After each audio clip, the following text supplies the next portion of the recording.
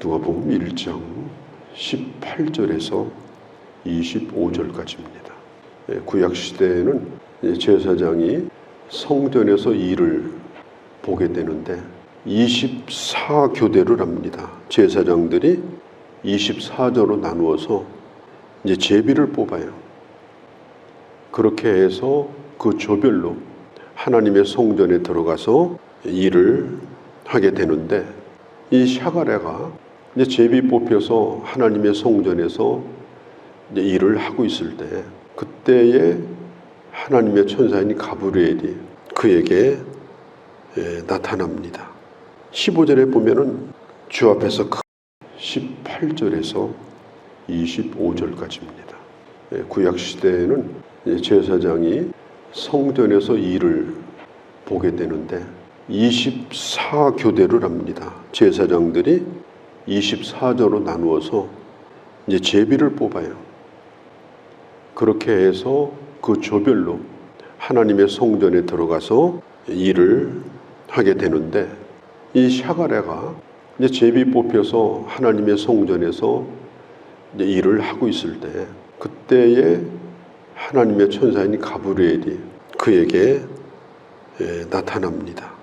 15절에 보면은 주 앞에서 큰 자가 될 것이다. 그리고 16절에 보면은 이스라엘 자손 그들을 하나님 앞에 많이 돌아오게 할 것이다. 이렇게 얘기를 합니다. 반응이 어떠냐? 그는 이미 늙어서 아이를 낳을 수 없다는 것을 알고 있습니다. 마음으로는 바라지만 지금 나이를 너무 많이 먹고 이미 할아버지 할머니가 되어도 될 만한 그런 나이기 때문에 그는 이렇게 말합니다. 나이가 많은데 어떻게 그런 일이 가능하겠습니까? 18절에 어떻게 알리오? 이 어떻게라는 말이 이 헬라어로 카타티라는 말이에요. 근데 이 말이 무슨 의미를 가지고 있는가 하면 근거, 이런 뜻이에요. 근거. 무슨 근거로 우리 부부가 아기를 낳을 수 있습니까? 근거를 대라는 거예요. 무슨 근거로 그렇게 하느냐? 그렇게 하면 가브리엘도 할 말이 없어요. 근거는 딱 한 가지예요. 하나님이 말씀하셨다. 하나님이 근거입니다. 지금 이 샤가랴는 자기 상식, 자기 논리, 내가 이제까지 보아온 바로는 이 나이에 아기 낳는 법 없다. 이건 논리적으로 상식적으로 맞지 않는 거다. 뭘 근거로 그런 얘기를 하십니까? 답은 간단합니다. 하나님이 말씀하신 것이 가장 큰 근거입니다. 그리고 내가 그 하나님을 믿는 것이 근거입니다.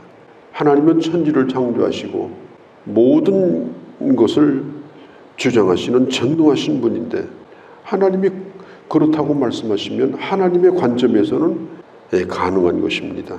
우리는 늘 현실을 보고 살죠. 그리고 현실적으로 어려우면 그냥 단념하고 또 절망하고, 그것이 우리가 살고 있는 모습 아닙니까? 믿음의 조상 아브라함도 하나님께서 그렇게 말씀하신 지가 25년이 됐는데도 아기가 안 나와요. 이제는 뭐 손 놓고 살죠. 근데 아기를 놓기 전에 1년 전에 이제 다 포기했을 때쯤 됐는데 하나님께서 아브라함에게 말씀하셔요. 내년 이맘때 되면 아기를 갖게 될 거다. 사라가 그 뒤에서 그 얘기를 가만히 듣다가 아마 소리나게 웃은 것 같아요. 그러니까 하나님이 이렇게 말씀해요. 사라야, 너 지금 웃었지? 그러니까 저 안 웃었는데요. 내가 분명히 들어서 넌 웃었어. 나중에 이 부부가 아기 낳고 보니까 그 생각이 난 거예요.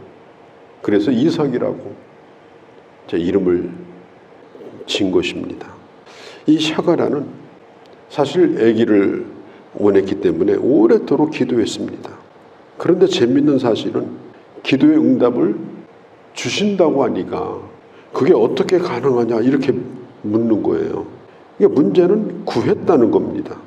그런데 막상 하나님이 응답하신다고 하니까 자기가 생각했던 방법이 아닌 거예요. 자기는 그런 식이 아니었거든요. 그러니까 인간적으로 믿을 수가 없었습니다. 그래서 어떻게 그런 일이 가능하냐 이렇게 반문을 하게 된 것입니다.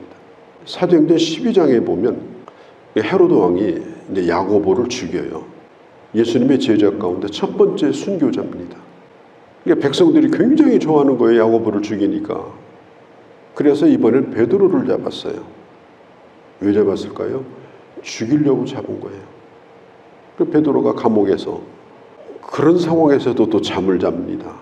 참 대단한 믿음이에요. 잠을 굴굴 자는데 그때 천사가 그를 깨워가지고 그냥 옥문을 통과해가지고 밖으로 나온 거예요.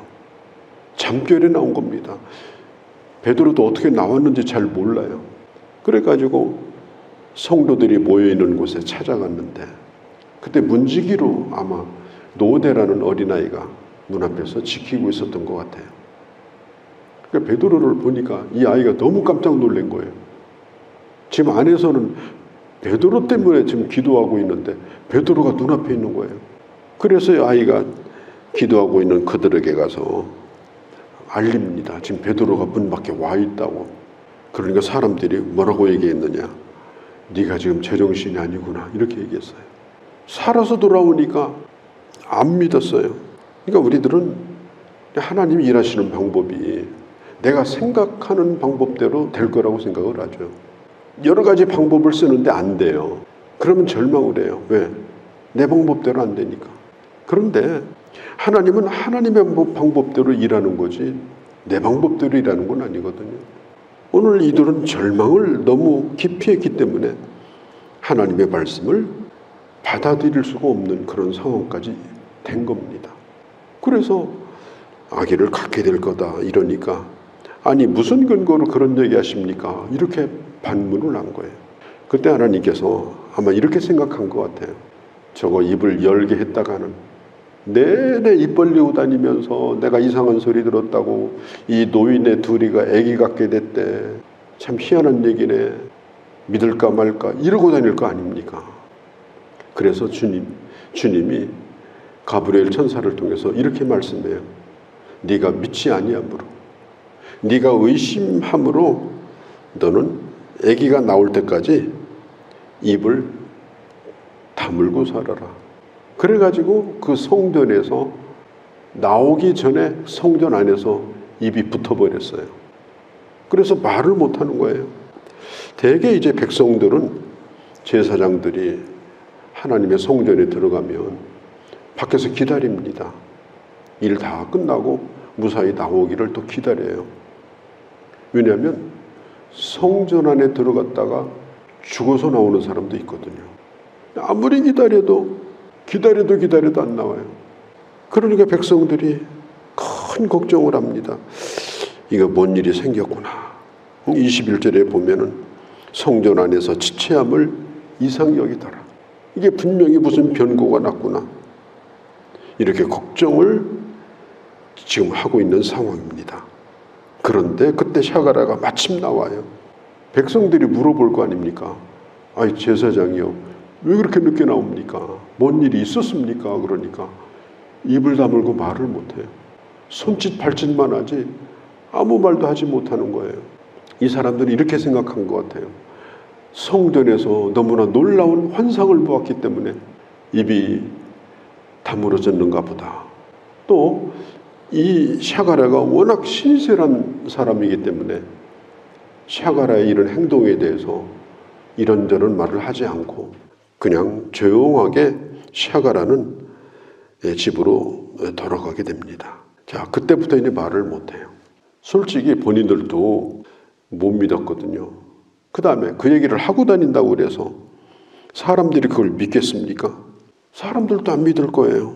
그러면 이게 하나님이 하시고자 하는 일 자체가 이게 이상하게 되어져 가는 겁니다. 그렇기 때문에 입을 다물게 만들었습니다. 우리가 야고보서에 보면 1장 19절에 말하기는 더디하고 듣기는 속히 하라. 이런 말씀이 있습니다. 우리는 듣는 것은 뭐 잘 들어야 되겠죠. 그러나 들은 것을 그냥 여과 없이 입으로 다 쏟아버리면 안 됩니다. 걸러서 말을 해야 되고 생각하고 말을 해야 되고 덕이 되는 것을 좀 고려해서 말을 해야 되고 왜냐하면 말은 일단 밖으로 나가면 이건 주워 담을 수가 없어요. 눈 깜짝할 사이에 이 말이 어디가 지금 다니는지도 알 수가 없어요. 그래서 어떤 때는 말을 가지고 사람을 설득하는 것도 중요하지만 그냥 조용히 내가 맡겨진 일을 그냥 집중해서 하는 것이 좋을 때도 있습니다. 사람들에게 다 돌아다니며 동의를 구하고 또 사람들에게 인정도 받고 그거보다는 그냥 잠잠히 내게 맡겨진 일만이라도 내가 성실하게 그렇게 하는 게 좋을 때도 있어요. 아무 일도 일어날 것 같지 않아도 그런 가운데서 하나님이 나를 통해서 일하시고 또 하나님의 그 역사가 드러나게 되는 것입니다. 오늘 25절에 주께서 나를 돌보시는 날에 5달 동안을 지금 지내고 있는데 하나님이 나를 돌보셨다. 나를 돌보셨다. 내 부끄러움을 없게 하시려고 이렇게 행하셨다. 이 엘리사벳과 샤가라는 아주 신실한 제사장의 가정입니다. 또 존경받는 집안이고 그런데 이 두 사람에게 아기가 없는 거예요. 그러니까 사람들이 하기 좋은 말로 왜 이런저런 얘기를 하지 않겠습니까? 왜 저들에게 아기가 없는가? 또 어떤 사람은 존경하기보다는 은근히 무시하고 또 무심코 한 말에 또 사람들에게 또 상처를 받겠지만 그러나 특별히 할 말도 별로 없고 특별히 이 엘리사벳은 더 그랬을 거예요. 그런데 엘리사벳은 아기를 갖고 있는 동안에 하나님이 나를 돌보시고 그리고 내 부끄러움을 이렇게 깨끗하게 씻어주셨다. 나를 부끄럽지 않게 하셨다. 그러면서 엘리사벳도 집에서 나오지 아니하고 24절에 보니까 숨어 있으면서 5달 동안을 뭐 했겠어요? 영적인 태교를 잘 했습니다.